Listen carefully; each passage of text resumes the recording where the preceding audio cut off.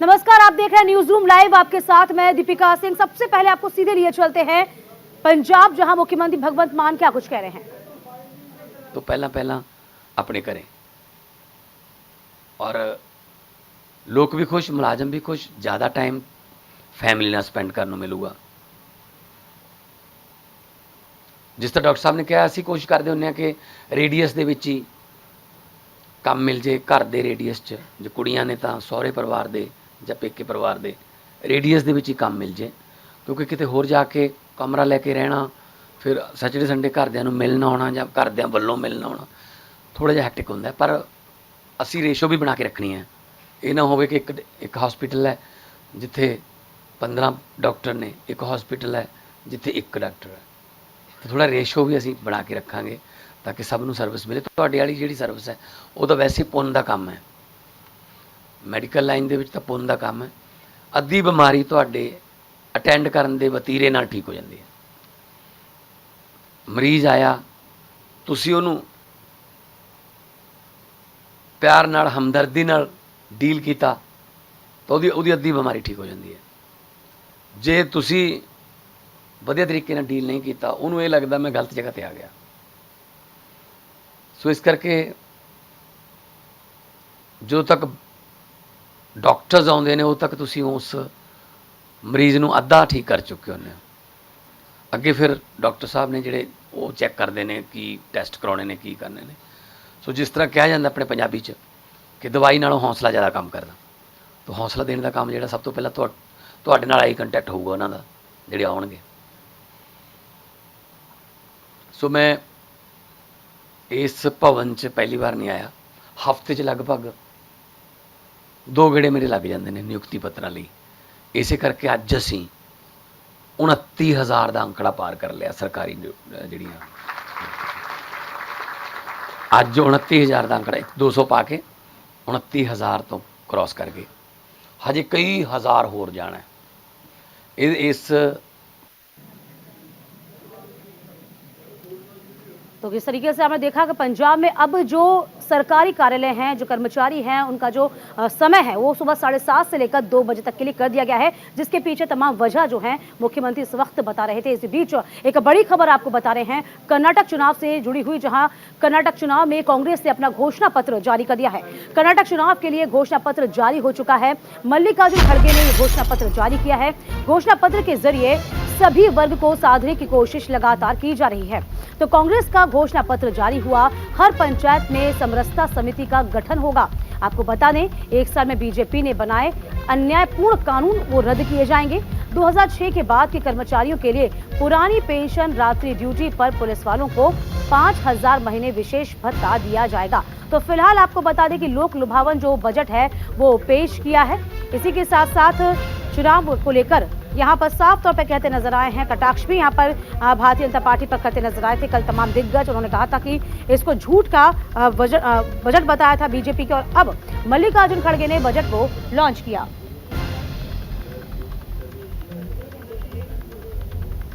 तो फिलहाल कर्नाटक चुनाव के लिए घोषणा पत्र जारी कर दिया है मल्लिकार्जुन खड़गे ने।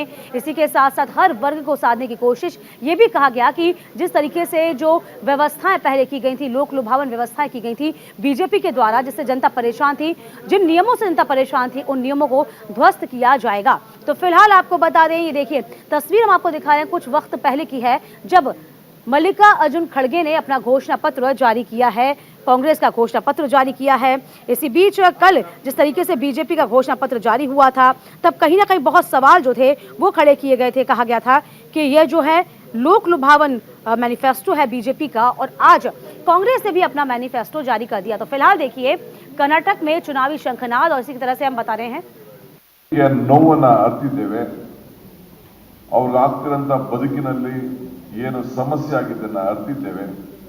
ಪ್ರತಿಯೊಬ್ಬರೂ ಕೂಡ ಅವರ ಜೀವನದಲ್ಲಿ ನಾವು ಸಹಾಯ ಮಾಡಲಿಕ್ಕೆ ಪ್ರಯತ್ನ ಮಾಡಿದ್ದೇವೆ ಹೊತ್ತು ಅವರ ಎಲ್ಲ ಜೀವನವನ್ನ ನಾವು ನಡೆಸ್ತೀವಿ ಅಂತ ಹೇಳಲಿಕ್ಕೆ ಸಾಧ್ಯ ಇಲ್ಲ।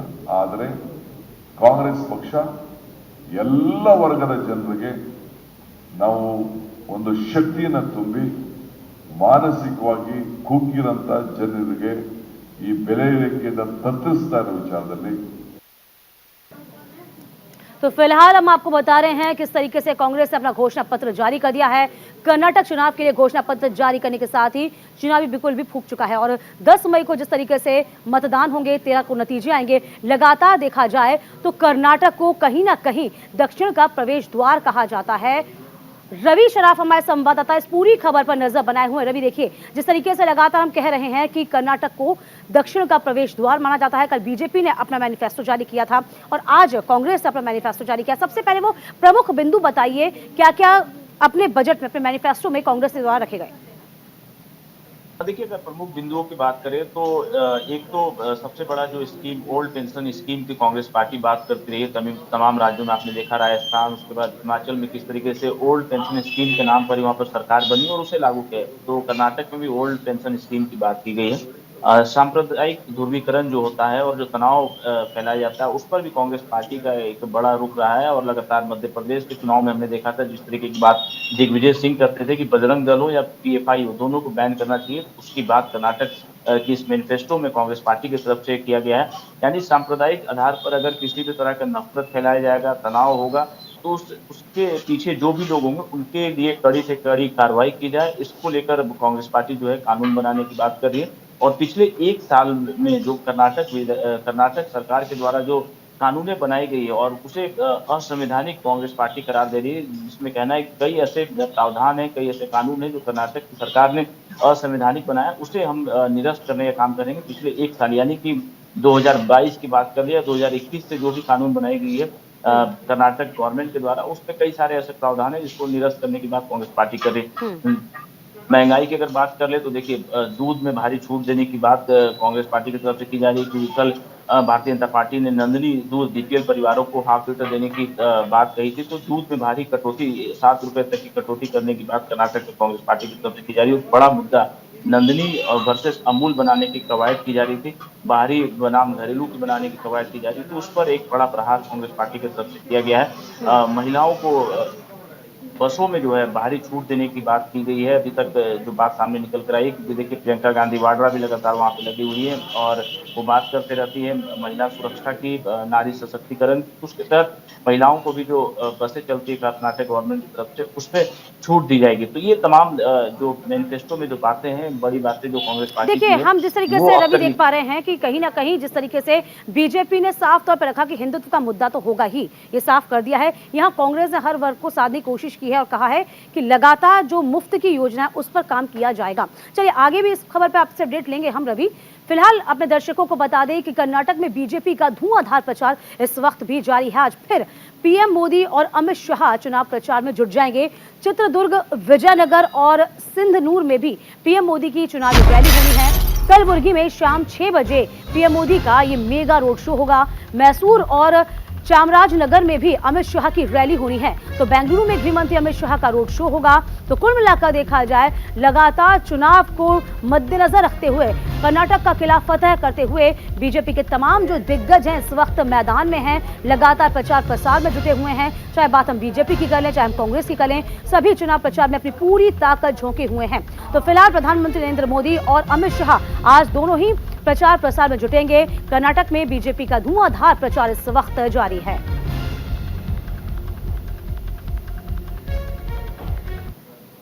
इधर भारत पाक सीमा पर बीएसएफ ने बड़ी कार्रवाई की है। आपको बता दें, बीएसएफ ने 2 पाकिस्तानी घुसपैठियों को ढेर कर दिया है, जिसपे सीमा पर तारबंदी कर पार कर रहे थे दोनों घुसपैठिए। तो फिलहाल आपको बता दें इस वक्त की बड़ी खबर, जिस तरीके से भारत पाक सीमा में बीएसएफ ने 2 पाकिस्तानी घुसपैठियों को ढेर कर दिया है।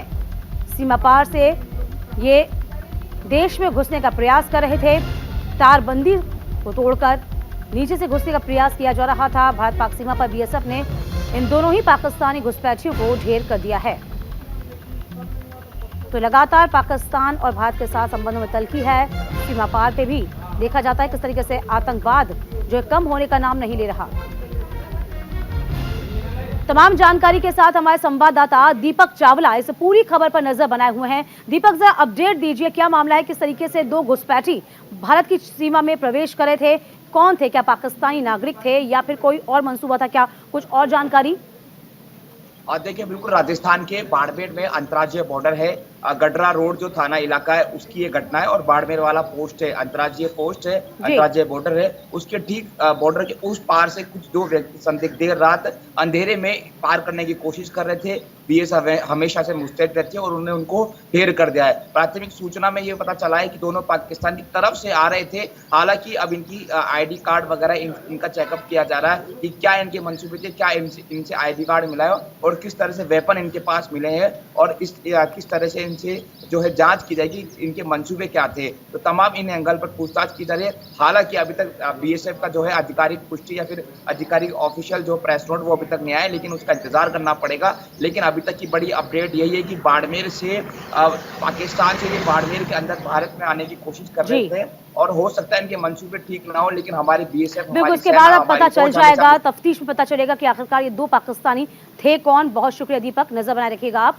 इधर यूपी में जनसभा को संबोधित करेंगे सीएम योगी आदित्यनाथ। निकाय चुनाव को लेकर सीएम योगी आदित्यनाथ की ये जनसभा बेहद खास होने जा रही है। 2 चुनावी सभाओं को आज संबोधित किया जाएगा सीएम के द्वारा, जहां लूकरगंज और झांसी में योगी जनसभा को संबोधित करेंगे। तो फिलहाल आपको बता दें, सीएम योगी आदित्यनाथ की जनसभा 2 चुनावी सभा को संबोधित किया जाएगा सीएम के द्वारा। प्रयागराज के लूकरगंज में सुबह 11 बजे जनसभा होनी है। दोपहर 1:30 बजे झांसी के क्राफ्ट मेला मैदान में ये जनसभा होगी। तो फिलहाल आपको बता दें कि निकाय चुनाव को लेकर बीजेपी ने कमर कसी हुई है। लगातार प्रचार प्रसार अभियान में खुद सीएम योगी आदित्यनाथ इस वक्त उतरे हुए हैं। दोहरी जिम्मेदारी से कहा जाएगा, एक तरफ कर्नाटक चुनाव प्रचार की भी कमान योगी आदित्यनाथ ने संभाल रखी है। इस बीच प्रदेश में नगर निकाय चुनाव को लेकर भी लगातार प्रचार प्रसार में जुटे हुए हैं सीएम योगी आदित्यनाथ।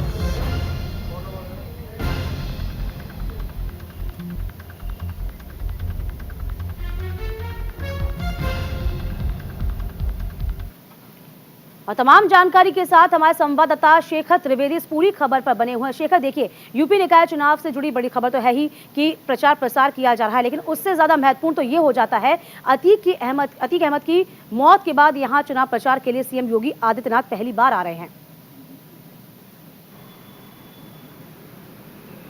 बिल्कुल, इसमें कोई दो राय नहीं है कि जिस तरह से प्रयागराज ने पूरे उत्तर प्रदेश का एक माहौल बदल कर रख दिया है, उसी प्रयागराज में खुद मुख्यमंत्री योगी आदित्यनाथ पहुंच रहे हैं और पार्टी प्रत्याशियों के लिए वो वोट मांगेंगे, लोगों से अपील करेंगे कि भारतीय जनता पार्टी के पक्ष में मतदान करें। इसके साथ साथ ये भी वो सुनिश्चित करेंगे कि जिस तरीके से लोगों के बीच में भारतीय जनता पार्टी का टिकट न मिलने के बाद खासतौर से पार्टी कार्यकर्ताओं के बीच एक विद्रोह उपजा हुआ है, उसको भी शांत किया जाए। आपको बता दें कि अब से कुछ देर पहले 26 लोग ऐसे हैं भारतीय जनता पार्टी में जिन्हें प्रयागराज में 6 वर्ष के लिए निष्कासित कर दिया गया है। तो एक टिकट न मिलने को लेकर के जो नाराजगी, और निकाय चुनाव इस तरीके का होता है कि लोकल लेवल पर बहुत सारे लोग हैं जो अपने अपने स्तर पर काम करते हैं, टिकट नहीं मिलता है तो वो निर्दलीय लड़ जाते हैं। तो इस तरीके की स्थितियां चूंकि प्रयागराज हो चाहे लखनऊ हो, अलग अलग जिलों में सामने आई हैं।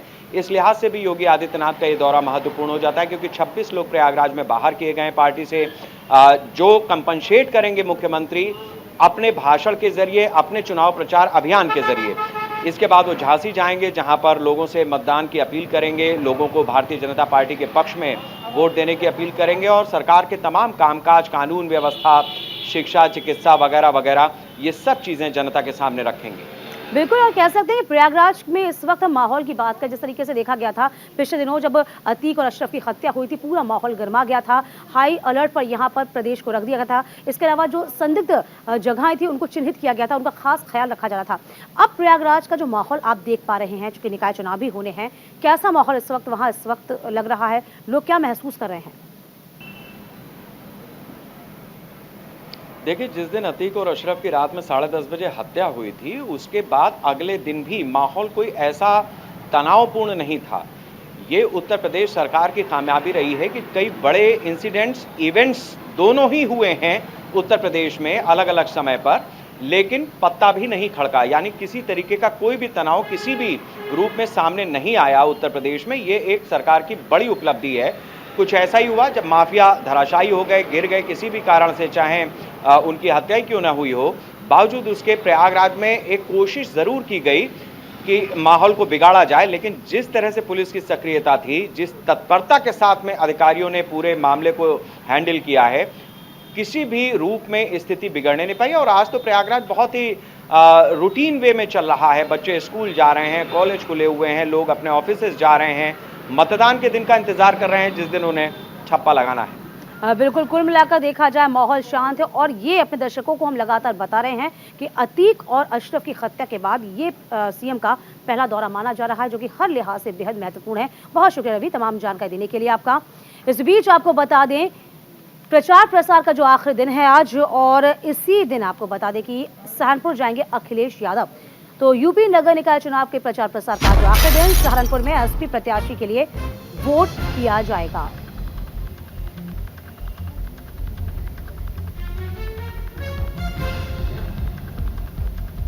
तो फिलहाल आपको बता दें सहारनपुर में एसपी प्रत्याशी के लिए रोड शो करेंगे।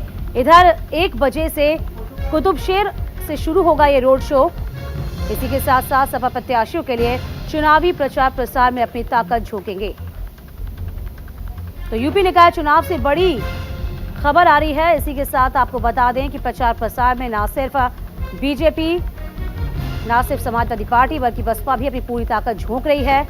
देखिए, हम लगातार आपको तस्वीरें दिखा रहे हैं जब रोड शो हुआ था, और कुछ आज भी ऐसा नजारा देखने को मिल सकता है। इधर मेरठ एक बार फिर से आचार संहिता के धज्जियां उड़ी हुई हैं। जहां पर नजर आया मेरठ में आदर्श आचार संहिता की धज्जियां उड़ाई गई। बसपा प्रत्याशियों ने ये धज्जियां उड़ाई हैं। इसी के साथ आपको बता दें कि नोटों के बंडल के साथ कार्यकर्ताओं का एक वीडियो वायरल हुआ है, जिसमें विपक्षी दल वोट खरीदने का आरोप लगा रहे हैं। प्रत्याशी सहित 3 लोगों पर मुकदमा कायम किया गया है। तस्वीरें जरा देखिए, आप जरा तस्वीर समझिए और देखिए किस तरीके से एक बार फिर से आचार संहिता का उल्लंघन, यहाँ पर नोटों के बंडल के साथ बसपा के तमाम कार्यकर्ता आपको नजर आ रहे होंगे। इस प्रत्याशी के सहित 3 लोगों को फिलहाल हिरासत में लिया गया। तो मेरठ की तस्वीर है, एक बार फिर से आचार संहिता की खुले तौर पर धज्जियां उड़ी हैं। बसपा प्रत्याशियों ने ये धज्जियां उड़ाई हैं आचार संहिता की। देखिए, नोटों का बंडल नोट देते हुए यहाँ पे आपको नजर आएंगे। तस्वीरें जरा देखिए आप किस तरीके से यहाँ पर नोटों का बंडल समझ में आएगा, लोगों को दे रहे हैं।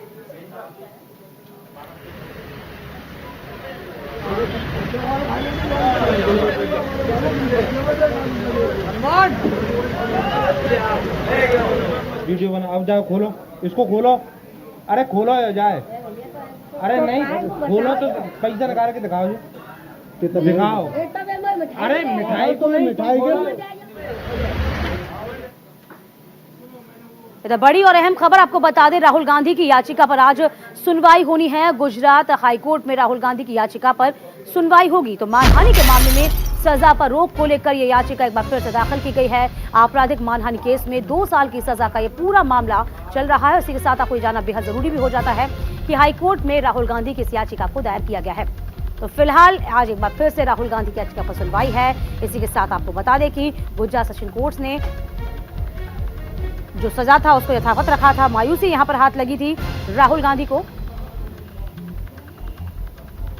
तो आज जो देखा जाएगा कि क्या उनको राहत मिल पाती है। हालांकि जो उनके वकील हैं उनको कहना है कि राहुल गांधी ने कोई मर्डर नहीं किया जो उनको माफी नहीं दी जा सकती। तो फिलहाल गुजरात हाईकोर्ट में राहुल गांधी की याचिका पर सुनवाई, और राहुल गांधी की याचिका पर एक बार फिर से देखा जाएगा कि मोदी सरनेम को लेकर जो सवाल खड़े किए गए थे, जिस तरीके से कटाक्ष राहुल गांधी की ओर से किया गया था, उसको लेकर राहुल गांधी की सांसदी तक चली गई है।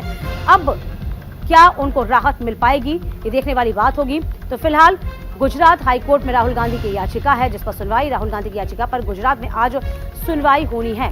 तो सुनवाई करेगा। पिछली सुनवाई में आपको बता दें कि राहुल गांधी को सजा रोकने पर सूरत कोर्ट से राहत नहीं मिली थी। सूरत सत्र अदालत ने कोई राहत नहीं दी थी। इसके बाद गुजरात हाईकोर्ट का रुख किया गया, यहां पर याचिका दायर की गई।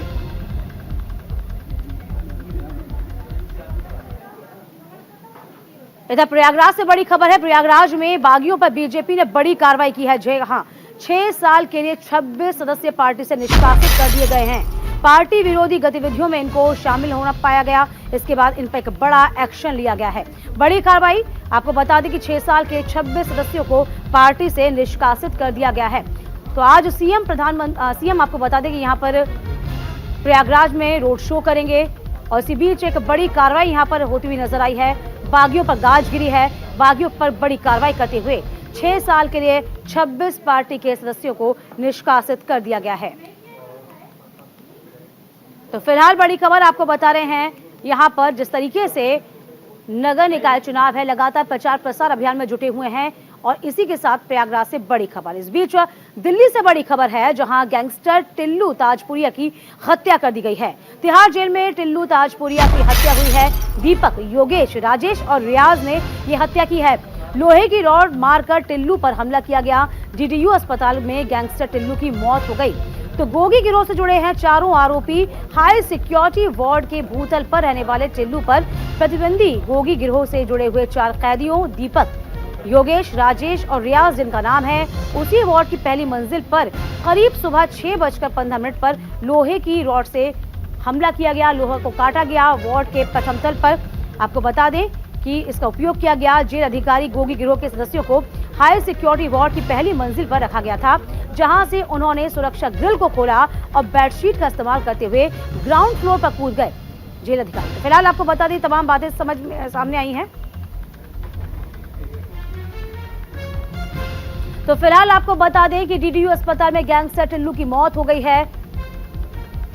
बड़ी खबर है दिल्ली से, जहां तिहाड़ जेल में कैदी योगेश ने हमला किया। इसी के साथ साथ टिल्लू की मौत हो गई है। तो गैंगस्टर टिल्लू ताजपुरिया ने हत्या की है। बड़ी खबर आपको बता रहे हैं, चारों आरोपी जो कि दूसरे गिरोह के हैं, इन्होंने ही मिलकर टिल्लू को मौत के घाट उतारा। कहा जा रहा है कि टिल्लू नीचे वाली मंजिल पर था और ऊपर वाली मंजिल पर ये चारों हमलावर सवार थे। इसके बाद सुरक्षा ग्रिल को तोड़ा गया, नीचे बेडशीट से प्रवेश किया गया और सुबह 6:15 पर टिल्लू को रॉड से हमला किया गया, जहां पर इलाज के दौरान टिल्लू की मौत हो गई है। तो फिलहाल आपको बता दें, टिल्लू ताजपुरिया जो कि तिहाड़ जेल में बंद है और उसके बाद आज उसकी हत्या हो गई है।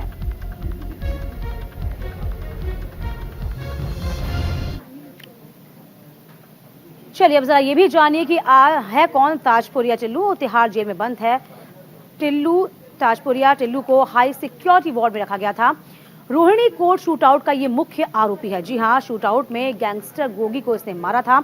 बात लॉरेंस विश्नोई गैंग से भी टिल्लू की दुश्मनी थी। तो फिलहाल आपको बता दें कि टिल्लू जो है उसका आतंक सड़चोड़ बोल रहा था। इसी बीच हमेशा से ही देखा गया है कि दो गैंगस्टर जब आपस में एक ही जगह रहते हैं, एक ही जगह जेल में रहते हैं, तब उनमें दुश्मनी और भी बढ़ जाती है और यही टिल्लू के साथ भी हुआ। यहाँ पर दूसरे गैंग के लोगों ने हमला किया और टिल्लू की आज मौत हो गई। तो फिलहाल टिल्लू ताजपुरिया के बारे में लगातार बता रहे हैं कि टिल्लू ताजपुरिया लॉरेंस विश्नोई गैंग से भी इसकी टिल्लू की दुश्मनी थी। इसी के साथ साथ तिहाड़ जेल में बंद था, जिसकी अब मौत हो गई है। और इसी के साथ न्यूज रूम लाइव में अभी के लिए बस इतना।